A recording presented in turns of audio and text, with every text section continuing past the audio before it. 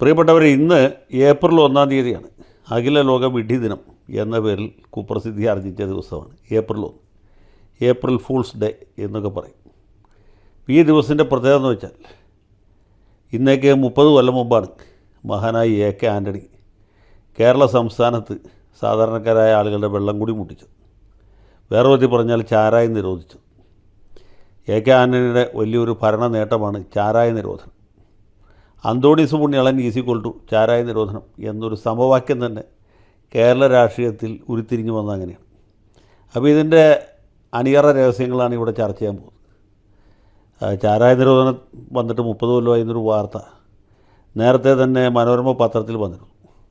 മനോരമക്കാർ പറയാത്ത ഒരുപാട് സത്യങ്ങൾ നമ്മുടെ പൊതുജീവിതത്തിലുണ്ടല്ലോ. അല്ലെങ്കിൽ സത്യം അറിയാൻ വേണ്ടി ആരെങ്കിലും മനോരമ വായിക്കൂ. മനോരമ എന്ന് പറഞ്ഞാൽ UDFൻ്റെ, പ്രത്യേകിച്ച് കോൺഗ്രസിൻ്റെ ഒരു മുഖപത്രമാണ്. അവർക്ക് സന്തോഷകരമായ വാർത്തകൾ, അവരെ സുഖിപ്പിക്കുന്ന വാർത്തകൾ, പിന്നെ അച്ചായൻ്റെ കച്ചവടത്തിന് ദോഷം വരാത്ത വാർത്തകൾ, അത് എങ്ങനെ പുലിപ്പിക്കാം, എങ്ങനെ കത്തിക്കാം, അത് ഏത് രീതിയിൽ വിറ്റ് കച്ചവടമാക്കാം എന്ന് മാത്രമേ അച്ചായന് നോക്കേണ്ട ആവശ്യമുള്ളൂ. ഞാനിവിടെ പറയാൻ പോകുന്നത് എന്തുകൊണ്ടാണ് കേരള സംസ്ഥാനത്ത് 1996 ഏപ്രിൽ 1 മുതൽക്ക് ചാരായം നിരോധിച്ചത് എന്ന വിഷയമാണ്. ഈ ചാരായ നിരോധനം സത്യം പറഞ്ഞാൽ കേരള സംസ്ഥാനത്ത് നിന്ന് ഉദയം ചെയ്തതല്ല. 1995 ആന്ധ്രാപ്രദേശ് നിയമസഭയിലേക്ക് തിരഞ്ഞെടുപ്പ് നടന്നു. ആന്ധ്രാപ്രദേശിൽ ഈ ചാരായത്തിൻ്റെ ദുരുപയോഗം വളരെ വളരെ വ്യാപകമായിരുന്നു എന്ന് മാത്രമല്ല, തെലുങ്ക് ദേശത്തിൻ്റെ മുഖ്യമന്ത്രി സ്ഥാനാർത്ഥിയായിരുന്ന സാക്ഷാൽ NT രാമറാവു ഈ ചാരായം നിരോധിക്കാം എന്നൊരു വാഗ്ദാനം തെരഞ്ഞെടുപ്പ് സമയത്ത് നൽകിയിരുന്നു. എങ്ങനെ? അതേ ജയിച്ചതിന് ശേഷം ചാരായം നിരോധിക്കാം എന്നുള്ളതായിരുന്നു. അങ്ങനെ ഒരു തെരഞ്ഞെടുപ്പ് വാഗ്ദാനമായിട്ട് മുന്നോട്ട് വയ്ക്കും. തെരഞ്ഞെടുപ്പിൽ അദ്ദേഹത്തിൻ്റെ പാർട്ടിക്ക് വലിയ ഭൂരിപക്ഷം കിട്ടുകയും അദ്ദേഹം സത്യപ്രതിജ്ഞ ചെയ്ത ഉടനെ ചീഫ് സെക്രട്ടറി ആന്ധ്രാപ്രദേശ് സംസ്ഥാനത്തിൻ്റെ 4 അതിരുകൾക്കുള്ളിൽ ചാരായം ഉണ്ടാക്കുകയോ വാറ്റുകയോ കുടിക്കുകയോ ചെയ്യാൻ പാടില്ല എന്ന് ഒരു ഉത്തരവ് എഴുതിക്കൊണ്ടുവരികയും അത് ഒപ്പിടുകയും ചെയ്തു. അങ്ങനെ അവിടെ വെച്ച് തന്നെ, ആ സത്യപ്രതിജ്ഞ വേദിയിൽ വെച്ച് തന്നെ ആദ്യത്തെ ഉത്തരവായിട്ട് ചാരായം നിരോധിച്ച ആളാണ് രാമറാവു. അത് പുള്ളിയുടെ ഒരു ട്രിക്കാണ്. അധികം വൈകാതെ ചാരായ നിരോധനം വലിയ പരാജയമാണെന്ന് കണ്ടെത്തുകയും ഈ നിരോധിച്ചേക്കാൾ വേഗത്തിൽ ചാരായം പുനഃസ്ഥാപിക്കുകയും ചെയ്തു. അതാണ് ആന്ധ്രാപ്രദേശ് രാഷ്ട്രീയം. അപ്പോൾ ഇതുപോലെ ഒരു സാഹചര്യം കേരളത്തിൽ തീർച്ചയായിട്ടും ഉണ്ടായിരുന്നില്ല. തെരഞ്ഞെടുപ്പിന് മുമ്പാണ് നിരോധനം ഉണ്ടായത്. വാഗ്ദാനമായിട്ടല്ല വന്ന്, ഒരു തെരഞ്ഞെടുപ്പ് മാനിഫെസ്റ്റോയുടെ അടിസ്ഥാനത്തിൽ പറഞ്ഞ ഒരു കാര്യമായിരുന്നില്ല.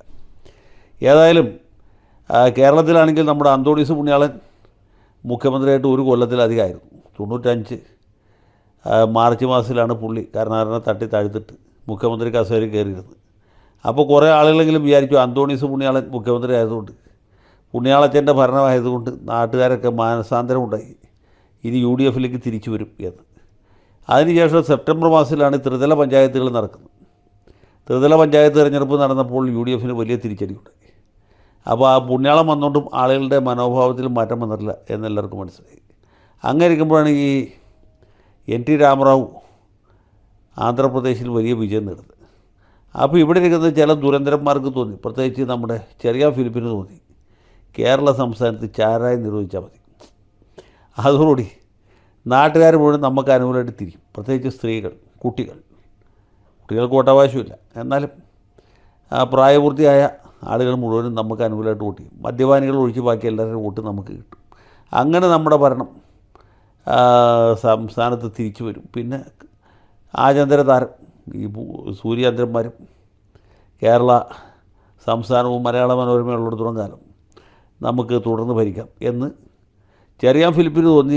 അദ്ദേഹത്തിൻ്റെ അഭിപ്രായം ശരിയാണെന്ന് A കെ ആൻ്റണിക്ക് തോന്നി. അങ്ങനെ കോൺഗ്രസ്സിലെ ഗ്രൂപ്പുകാർ തല പുകഞ്ഞ് ആലോചിച്ച് കണ്ടുപിടിച്ച ഒരു വിദ്യയാണ് ചാരായ നിരോധനം. അങ്ങനെ ഏപ്രിൽ 1 തൊട്ട് ചാരായം നിരോധിച്ചു. തെരഞ്ഞെടുപ്പ് നടത്തിയപ്പോൾ വലിയ ആഘോഷമായിരുന്നു. മനോരമക്കാരടക്കം നമ്മുടെ വലതുപക്ഷ മാധ്യമങ്ങൾ മുഴുവനും ചാരായം നിരോധിച്ചു, ഇനി ഒന്നും പേടിക്കാനില്ല, സ്ത്രീകളുടെ വോട്ട് കോൺഗ്രസ്സിന് കിട്ടും, കോൺഗ്രസ് ജയിക്കും. പക്ഷേ ഒന്നും സംഭവിച്ചില്ല. ഇവിടെ ചാരായ ഷാപ്പുകളില്ലാതായി, ഒരുപാട് തൊഴിലാളികൾക്ക് പണിയിലുണ്ടായി എന്നുള്ള ഒഴിച്ചാൽ രാഷ്ട്രീയമായിട്ട് നേട്ടമുണ്ടായില്ല, ഒരു വിധത്തിലും ഒരു നേട്ടമുണ്ടായില്ല. നാട്ടിലെമ്പാട് ബാറുകൾ വ്യാപകമായി. അതിന് മുമ്പ് ബാറുകളുണ്ടായിരുന്നു, പക്ഷേ ബാറിൽ പോയി കുടിക്കുന്ന ആളുകൾ കുറവായിരുന്നു. ഇവിടെ ചാരായം എന്ന പേരിൽ വിറ്റിരുന്ന അതേ സാധനം തന്നെ അല്പം ചുവന്ന നിറം ചേർത്ത് അവിടെ ലോ ക്ലാസ് ബ്രാൻഡിയായിട്ട് വിൽക്കാൻ തുടങ്ങി, അല്ലെങ്കിൽ റമ്മായിട്ട് വിൽക്കാൻ തുടങ്ങി. അതുകൊണ്ട് എന്ത് പറ്റുമെന്ന് വെച്ചാൽ ഈ കർഷക തൊഴിലാളികൾ, പാവപ്പെട്ട ആളുകൾ വൈകുന്നേരം 50 രൂപയ്ക്ക് കുടിച്ചിരുന്നവൻ ഈ ബാറിൽ പോയിട്ട് 300 രൂപയ്ക്ക് 350 രൂപയ്ക്ക് കുടിക്കുന്ന അവസ്ഥയുണ്ടായി. അപ്പോൾ ഇങ്ങനെയാണ് നമ്മുടെ നാട്ടിൽ ബാറുകൾ വ്യാപകമായത്. ഈ മദ്യനിരോധനത്തെ അല്ലെങ്കിൽ ചാരായ നിരോധനത്തെ ഏറ്റവും അധികം അനുകൂലിച്ചത് ഇവിടുത്തെ ചില ക്രിസ്തീയ സഭകളായിരുന്നു, പ്രത്യേകിച്ച് കത്തോലിക്ക തിരുസഭയായിരുന്നു. കത്തോലിക്ക സഭയിലെ നല്ലൊരു ഭാഗം വൈദികരും മദ്യപിക്കുന്നവരാണ്. പക്ഷേ അവർ മദ്യവർജനത്തിന് വേണ്ടി, മദ്യനിരോധനത്തിന് വേണ്ടി നിതരാം ശബ്ദം ഉയർത്തുന്നവരുമാണ്.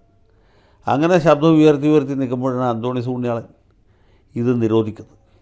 അതുകൊണ്ട് ഇവരൊക്കെ UDFനും കോൺഗ്രസിനും AK ആൻ്റണിക്കും ഓശാന പാടി. പക്ഷേ ഇതുകൊണ്ടൊന്നും കോൺഗ്രസ് ജയിച്ചില്ല. അടുത്ത തെരഞ്ഞെടുപ്പിൽ ഏതാണ്ട് 80 സീറ്റ് നേടി LDF അധികാരത്തിൽ വന്നു എന്ന് മാത്രമല്ല, സഖാവ് VK നായനാർ മുഖ്യമന്ത്രി. ഈ ചാരായ നിരോധനം പിൻവലിക്കാനുള്ള ഒരു ആർജവം അല്ലെങ്കിൽ തൻ്റെ ഇടം നായനാർക്കും ഉണ്ടായില്ല. അതാണ് അതിൻ്റെ ഏറ്റവും സങ്കടകരമായ വശം. അതങ്ങനെ തന്നെ തുടർന്നു. ഇന്ന ദിവസവും നമ്മുടെ നാട്ടിൽ ചാരായ ഷാപ്പുകളില്ല എന്നുള്ളതാണ് സത്യം. ഇനി ഇതുകൊണ്ട് ഏതെങ്കിലും ഒരു കുടിയൻ കുടി നിർത്തിയോ? ഇല്ല, ഒരാൾ കുടി നിർത്തിയില്ല എന്ന് മാത്രമല്ല, ഈ ക്രിസ്തീയ സഭകളെല്ലാവരും തന്നെ മദ്യവർജനത്തിന് വേണ്ടി, മദ്യനിരോധനത്തിന് വേണ്ടി അനവരതം വാദിക്കുന്നതിനിടയിൽ നമ്മുടെ നാട്ടിൽ, ഈ മധ്യ കേരളത്തിൽ ഒരു ക്രൈസ്തവ മത മേലധ്യക്ഷൻ കള്ള് കുടിച്ച് മരിച്ചുപോയി. ആത്മഹത്യകളൊക്കെ കൊണ്ട് അന്ത്യകൂദാശ സ്വീകരിക്കാൻ പോലും സമയം കിട്ടാതെ മരിച്ചുപോയി. അപ്പോൾ ഇതാണ് ഈ മദ്യനിരോധനം കൊണ്ട് നാട്ടിലുള്ള ഒരു ഗുണം. പാവപ്പെട്ട തൊഴിലാളികൾ 50 രൂപ കിട്ടുന്ന കാലത്ത് 50 രൂപയ്ക്ക് ചാരായം കുടിച്ചിരുന്നു. അവരുടെ കൂലി 500 രൂപ 600 രൂപ ഉയർന്നപ്പോൾ ആ രൂപയ്ക്ക് പൂർണ്ണമായിട്ടും ബ്രാൻഡി മേടിച്ച് കുടിക്കുന്ന അവസ്ഥയിലെത്തി എന്നുള്ളതാണ്. ഇനി പെരുമ്പാവൂർക്കാരനായ എൻ്റെ ഒരു കക്ഷി പറഞ്ഞൊരു വാചകം കൂടി അത് കൂടി കോട്ട് ചെയ്തുകൊണ്ട് ഈ സംസാരം അവസാനിപ്പിക്കാം എന്ന് തോന്നുന്നു. ഇദ്ദേഹത്തിൻ്റെ പിതാവ് ചെറുപ്പത്തിൽ മരിച്ചാണ്. കുടുംബസ്വത്തുക്കൾ വീതം വെച്ചപ്പോൾ പുള്ളിക്ക് കിട്ടിയത് പട്ടണത്തിലുള്ള ഒരു ബാറാണ്. അന്ന് ബാറിൽ വലിയ കച്ചവടമൊന്നുമില്ല. പക്ഷേ ബാറിൻ്റെ ഭരണം ഇദ്ദേഹം നേരിടുന്നതിൻ്റെ തൊട്ട് പിന്നാലെ AK ആൻ്റണി ചാരായം ചോദിച്ചു. അതൊരു ബാറിൽ ഭയങ്കര കച്ചവടമായി. അങ്ങനെ പുള്ളി വലിയ സമ്പന്നനായിട്ട് മാറി. അപ്പോൾ ഇതേക്കുറിച്ച് അദ്ദേഹത്തിൻ്റെ തനത് ശൈലിയിൽ പറഞ്ഞു, എൻ്റെ പൊന്നു സാറ്, എനിക്ക് എൻ്റെ അമ്മ കഴിഞ്ഞാൽ പിന്നെ ആൻ്റണി സാറാണ് എന്നാണ്. അപ്പോൾ ഞാൻ അദ്ദേഹത്തോട് പറഞ്ഞ ഒരു കാര്യം, നിങ്ങളെ ബാറിൽ പ്രമുഖ സ്ഥാനത്ത് AK ആൻ്റണിയോട് പടം ചില്ലിട്ട് വയ്ക്കുക, എന്നിട്ട് അതിൻ്റെ അടിയിൽ കത്തുകയും കിടുകയും ചെയ്യുന്ന ബൾബും കൂടി വയ്ക്കുക. AK ആൻ്റണി ഈ ബാറിൻ്റെ ഐശ്വര്യം എന്നൊരു ബോർഡിൽ വെച്ചാൽ നന്നായിരിക്കും എന്ന് അദ്ദേഹം വച്ചായിട്ട് അറിയില്ല. ഏതായാലും എനിക്കിപ്പോഴും പറയാനുള്ള അഭിപ്രായം തന്നെയാണ്, എല്ലാ ബാറുകാരും ആൻ്റണിയുടെ ഒരു പടം ബാറിൽ പ്രമുഖ സ്ഥാനത്ത് ചില്ലിട്ട് വെക്കണം എന്ന് മാത്രമല്ല, ഇങ്ങനെ ഈ വചനം അവിടെ ആവർത്തിക്കുകയും ചെയ്യണം.